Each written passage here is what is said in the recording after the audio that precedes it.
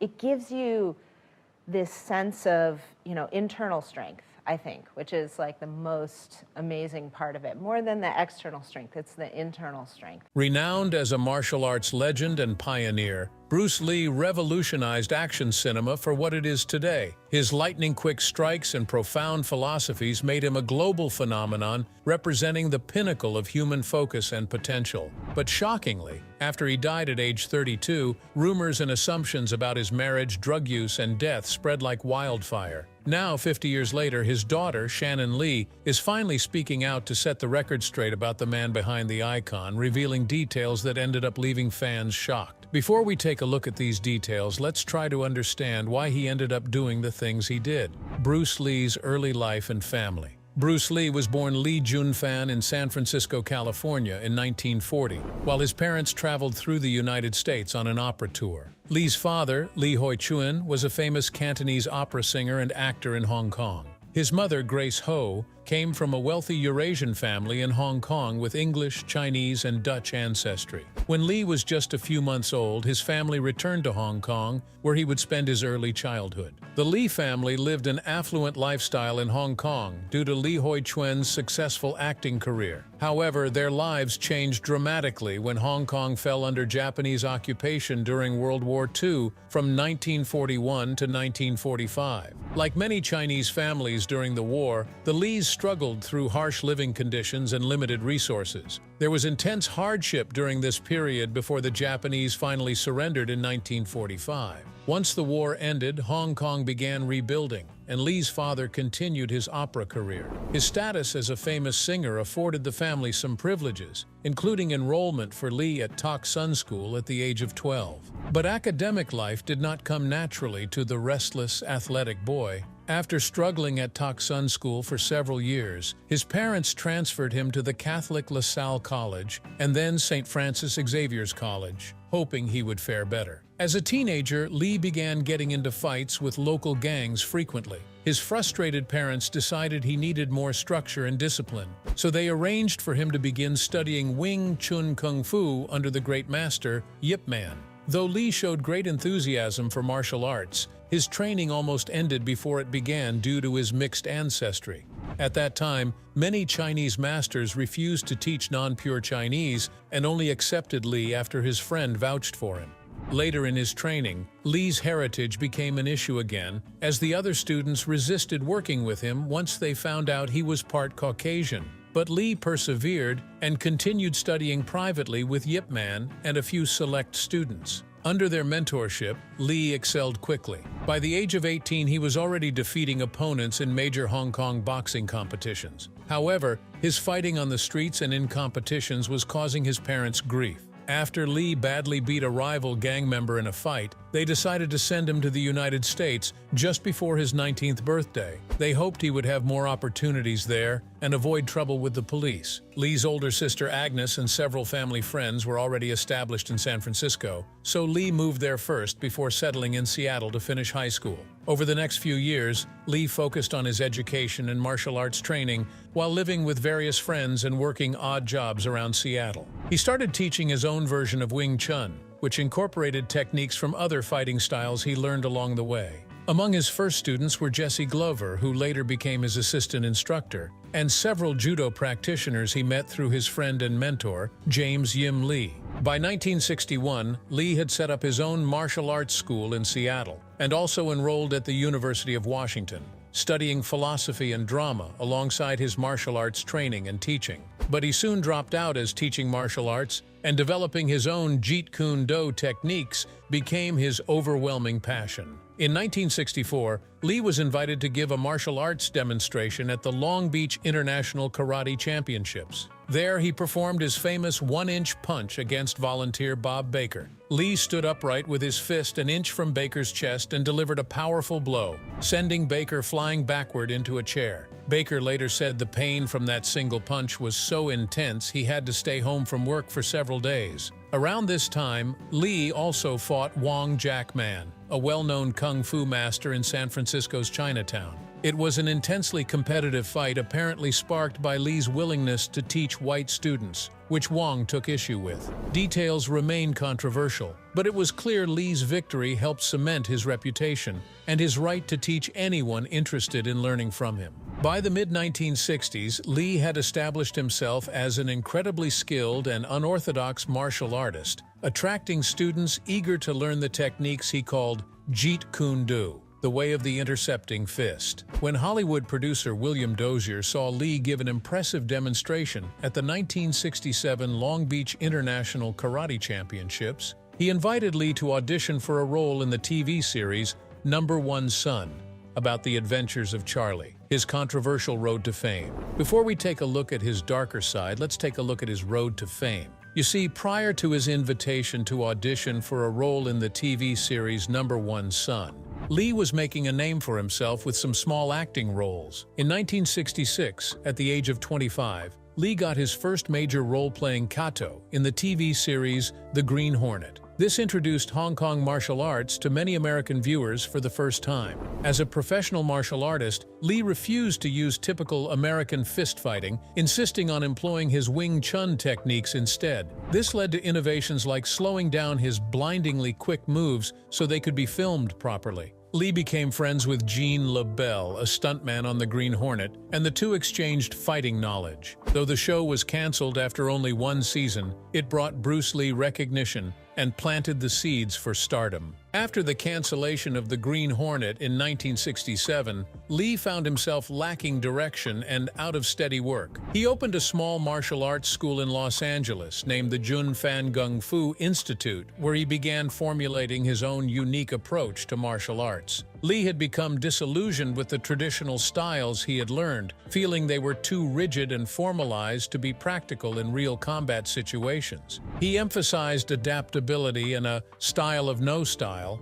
cherry-picking the most effective techniques from various disciplines. At his school, Lee started to develop and refine the system that would eventually become known as Jeet Kune Do, or the way of the intercepting fist. It was a revolutionary concept at the time, with Lee incorporating elements of Wing Chun Kung Fu, boxing, fencing, and other arts into his framework. He also pioneered weight training and strength conditioning for martial artists, while placing emphasis on physical fitness and practical application. Lee found a circle of celebrity students and supporters, including Hollywood scriptwriter Sterling Silliphant. Silliphant helped Lee get work as a fight choreographer and land minor acting roles. In 1969, Lee choreographed the fight scenes for films like Marlowe and The Wrecking Crew, as well as appearing in shows like Here Come the Brides and Blondie. But he still struggled to get leading roles and felt pigeonholed by Hollywood due to his ethnicity. During that time, he also collaborated on a film script titled The Silent Flute with screenwriter Sterling Silliphant and actor James Coburn. While not produced at the time, it provided valuable learning. By 1971, Bruce Lee had become frustrated with only receiving minor supporting roles. He longed to be a star and display his talents on the silver screen. Producer Fred Weintraub suggested that Lee return to Hong Kong to make a feature film, which he could showcase to Hollywood executives. At first, Lee did not realize he had become a celebrity across Asia from his performance in The Green Hornet, which had been unofficially dubbed The Kato Show when it aired on Hong Kong television. After negotiations with major studios like Shaw Brothers, Lee signed a two-picture deal with upstart studio Golden Harvest. The first of these, The Big Boss, was released in 1971. In it, Lee plays a young Chinese man who moves to Thailand and ends up fighting against the illicit drug trade. The film featured Lee's artistic martial arts skills as well as his philosophy, showcasing his talent for the first time as a leading man.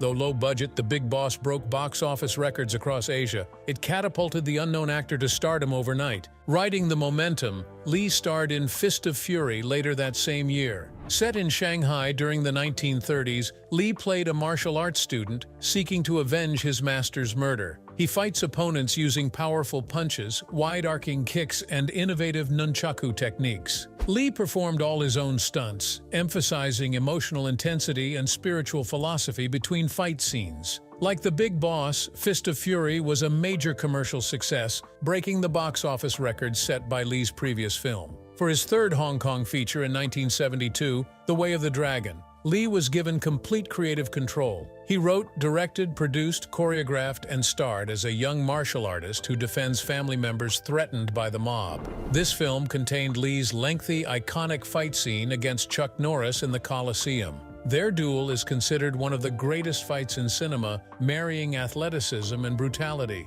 The Way of the Dragon took in a staggering 5.2 million Hong Kong dollars, Lee's highest-grossing film ever. Now a bona fide movie star, Lee formed his own production company called Concord Production Inc. with Raymond Chow. His next endeavor would be his first Hollywood co-production, 1973's Enter the Dragon. This was the first kung fu film produced by a major Hollywood studio, Warner Brothers, set on an island hosting an international fighting tournament. Lee played a Shaolin monk recruited to spy on the proceedings. Enter the Dragon was a global phenomenon, earning over $90 million worldwide. It cemented Lee as a martial arts legend and sparked a worldwide kung fu craze. Tragically, just days before the premiere of his biggest hit, Bruce Lee died at age 32. Though his meteoric career was short-lived, Lee became an international icon and introduced Chinese martial arts cinema to the mainstream.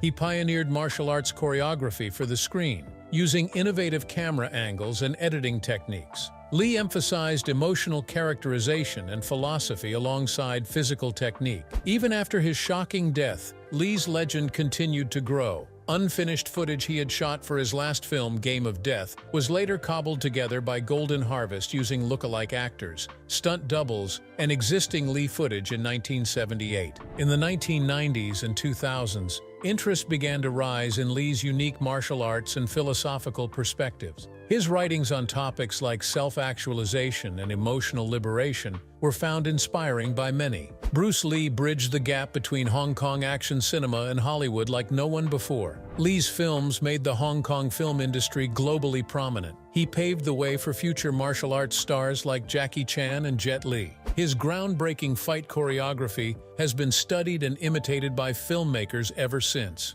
Bruce's family, romances, and infidelity. While studying at the University of Washington, Bruce Lee met Linda Emery, a fellow student. Interracial marriage was still banned in many states at the time, so they wed in secret in August 1964. Together, they had 2 children, Brandon, born in 1965, and Shannon in 1969. Yet behind the scenes, Bruce was still a flawed human like anyone else. He struggled at times with the temptations that came with fame, not always remaining faithful to Linda despite their close bond. She heard all the gossip swirling about his affairs, but chose to turn a blind eye rather than confront it. Actress Sharon Farrell later fondly described a passionate tryst with the martial arts legend at the height of his fame. Still, Linda remained devoted to Bruce. On the day Bruce died, he was with actress Betty Ting Pei, fueling public rumors. But Linda staunchly defended her husband even after his passing, standing by the intimate love they shared. In a letter rebutting sensationalized claims about his death, she made it clear that as his wife, she knew the real Bruce, not the exaggerated media myths.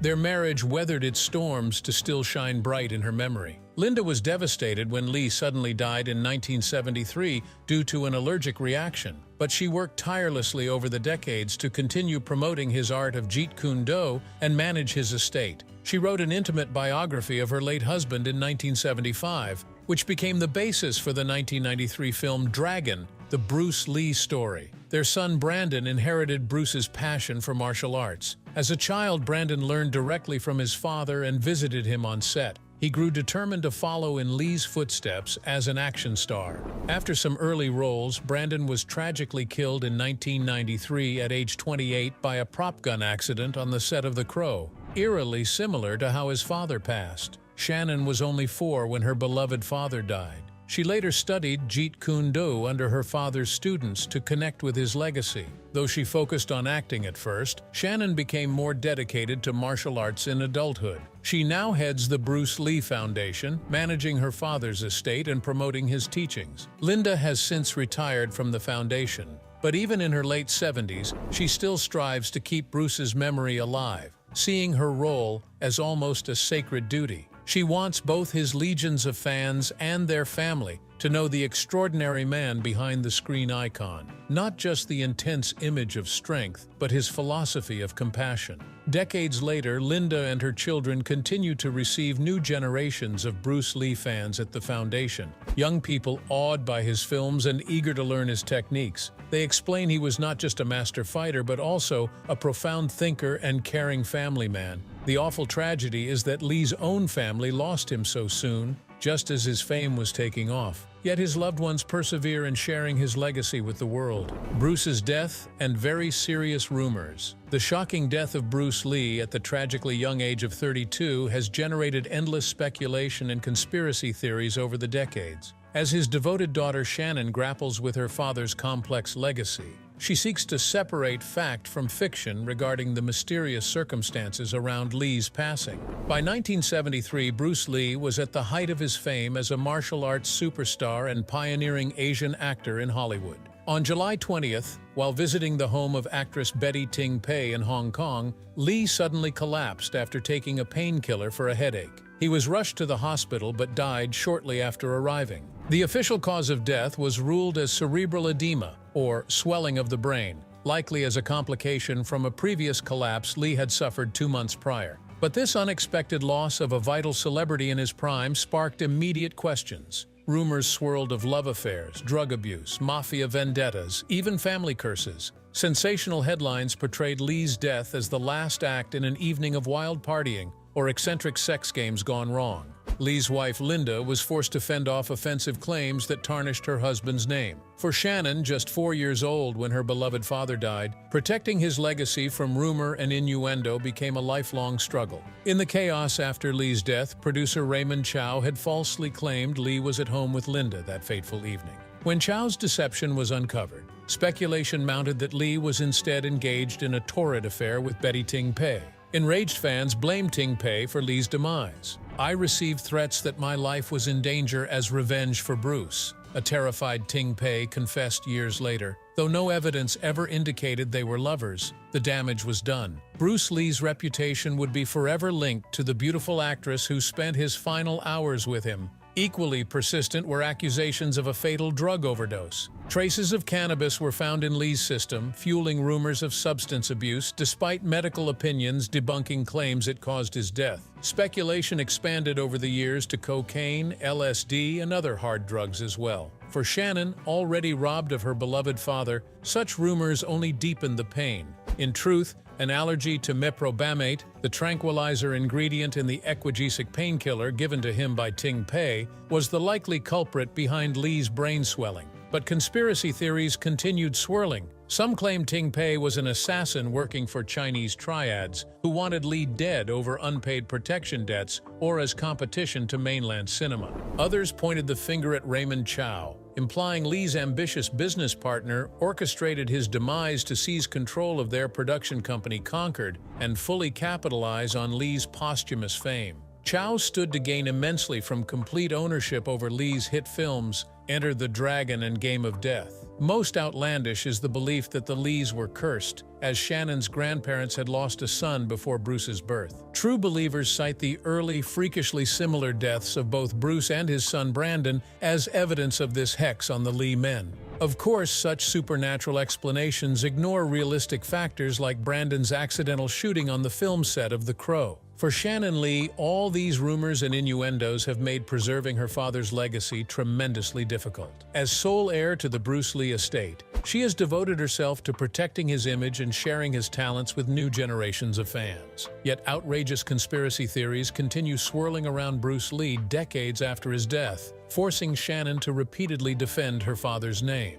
While the full truth behind Bruce Lee's shocking early demise may never be known, his daughter rejects all sensational claims and speculation. Shannon wants her father remembered for what he brought to the world while alive: the dazzling charisma, the work ethic, the profound martial arts. She keeps his memory alive not through conspiracy or controversy, but by passing on Bruce Lee's teachings, a precious inheritance she shares with all. Bruce's daughter speaks out. After years of silence, Shannon Lee finally breaks her silence in an explosive tell-all. But will her shocking revelations only deepen the mystery? As the sole heir to Bruce Lee's estate, Shannon Lee has devoted herself to protecting her father's legacy from misinformation and controversy. Now, 50 years after his shocking death, Shannon is opening up about the real Bruce Lee and setting the record straight regarding suggestive rumors that have haunted her family for decades. Shannon revealed in a recent interview that her father was always ahead of his time. She noted that he had a strong philosophical foundation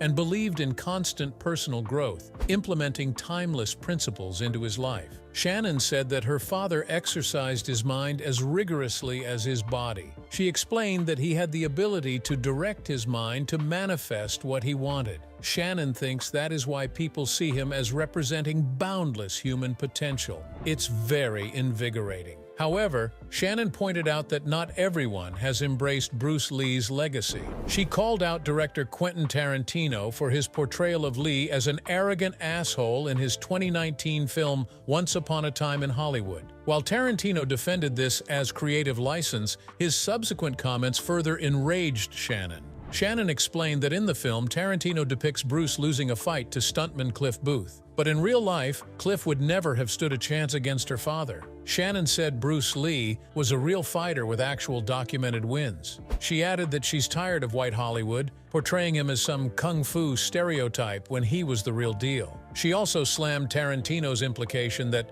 unlike the fictional war hero Booth, her father wouldn't survive in the jungle. Shannon called out the racist notion that the skills of an Asian martial artist were somehow inferior to a white stuntman's capabilities. Shannon noted it's ironic because Tarantino clearly idolized her dad's kung fu films for Kill Bill. Yet he continues disrespecting Bruce Lee's combat prowess and legacy, according to her. Shannon said he should have consulted their estate to fact-check before making such insulting depictions. Shannon also fired back against accusations her father was embroiled in crime and substance abuse. She insisted it's outrageous how the media tried linking his death to triad debts, cocaine binges, or love affairs. Shannon stated her father had never touched hard drugs in his life, but people ignored the medical facts and instead turned his death into a circus sideshow, according to her. Shannon explained the awful truth is far less salacious than the fantasies invented by tabloids. Her father simply suffered complications from a pain medication while recovering from a previous health issue. Shannon insisted that her father's death was an unfortunate allergic reaction, not a drug overdose or immoral scandal like detractors had claimed. She said that their lies had deeply hurt their family. She described surviving such rumors and innuendo as her lifelong struggle as Bruce's devoted daughter. Shannon seems definitely not interested in conspiracies and controversies. She declared that she shared his talent and teachings to keep his true spirit alive. She rejects sensational claims, instead passing on Bruce Lee's profound philosophies and tireless drive, the authentic attributes that made him legendary. She said proudly that 50 years later, people still see her father as representing the best in human achievement and ability. But she worries that those who actually knew him are disappearing, letting others define his complex story. So Shannon explained she is here to speak the truth about Bruce Lee's life and his awesomeness. What do you think about Bruce Lee? Make sure to subscribe to the channel and let us know. Thanks for watching.